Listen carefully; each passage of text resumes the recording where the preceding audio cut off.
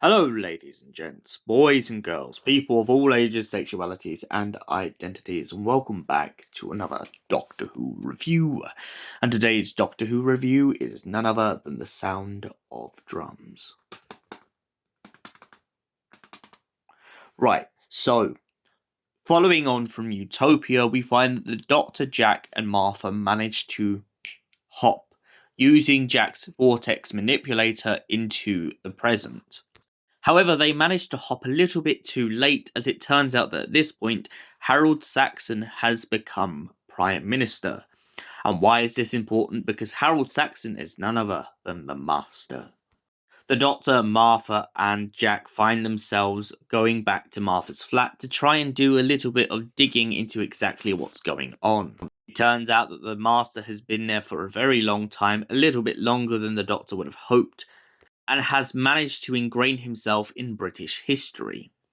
Not only does he have a whole life written out for him, a whole life where he has been at university and gone as a major and then become a politician, but Harold Saxon himself has found himself at the height of British society.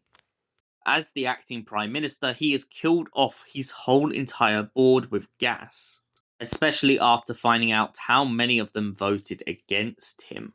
He then blows up a TV set in Martha's house and causes the Doctor, Martha, and Jack to have to run.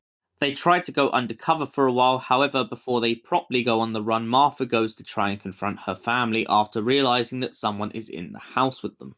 Once they get outside of her family's house, they end up getting shot at by a bunch of armed soldiers.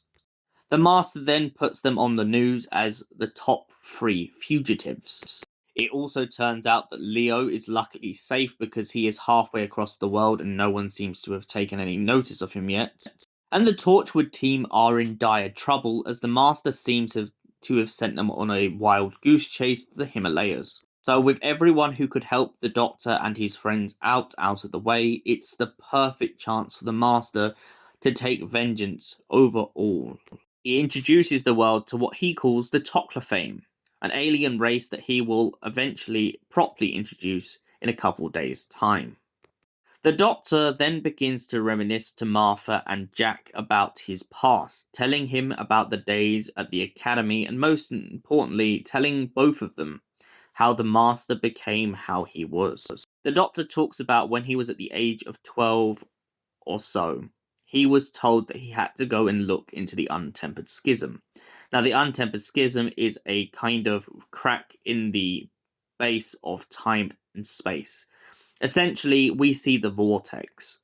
We soon learn that the Doctor ran away from the vortex, too scared of what it would mean for his future. However, the Master decided to stare into the heart of it, just a child, and became fixated on exactly what that beating noise, this drumbeat, meant for him. He has lived with it ever since, and for some reason, this is how the Doctor knows when the Master is around. At one point on a telephone call, the Master and the Doctor have a very intimate conversation in which the Master begins to tap his fingers on the desk. He then talks about the old days to the Doctor back on Gallifrey. Then the pair begin to talk about the Time War, and the Doctor explains that he had to end it all, the only way he knew how, to destroy the Daleks and the Time Lords alike. The Master begins to get a rise out of this, essentially calling the Doctor a god. He asks the Doctor what it would feel like to have that power in his hands. The Doctor tells him to stop it, and then begins to point out about the fact that they have been fugitives. Now, jumping back forward to after the events of them hanging out in the old abandoned warehouse, we find ourselves in a situation in which the Doctor, Jack, and Martha come up with a bunch of keys that are supposed to be like a perception filter. The Doctor gets each individual to wear it because he points out that even though you know that someone is there, it will allow you to not want to look at them. The Doctor then jokes that it's like seeing someone you fancy, but knowing they don't fancy you back. Jack then jokes with Martha that she's not the only one who looks at the Doctor that way. Eventually, they manage to get onto the Valiant and find the Master and hunt him down. However, before this, they come across the TARDIS and realise the Master has turned it into a cannibalist machine. I'll explain in the second half of this story exactly what that means, but essentially, let's just say it's a very dangerous weapon. The Doctor then tries to put the perception filter around the Master's neck, however, the Master already knows that the Doctor is there and gets people to stop him.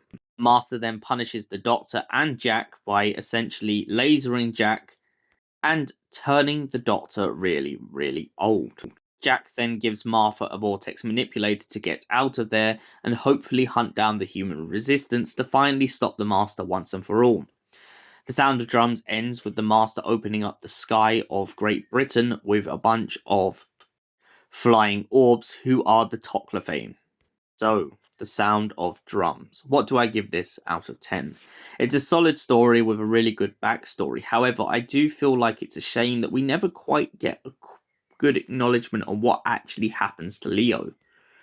I feel like this story has a lot of loose ends on exactly what's going on. We know that Lucy Saxon is definitely under the hypnosis of the Master.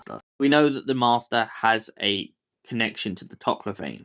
And even though we get a really good backstory to how the Master got the drum beat in his head, it's unclear why the Time Lords never stopped it. So what would I give this story out of 10? Honestly, I'm going to give it about a 7 out of 10. Thank you for watching, and we'll see you in the next Doctor Who review, which will be The Last of the Time Lords. Until then, goodbye, stay beautiful, you beautiful people.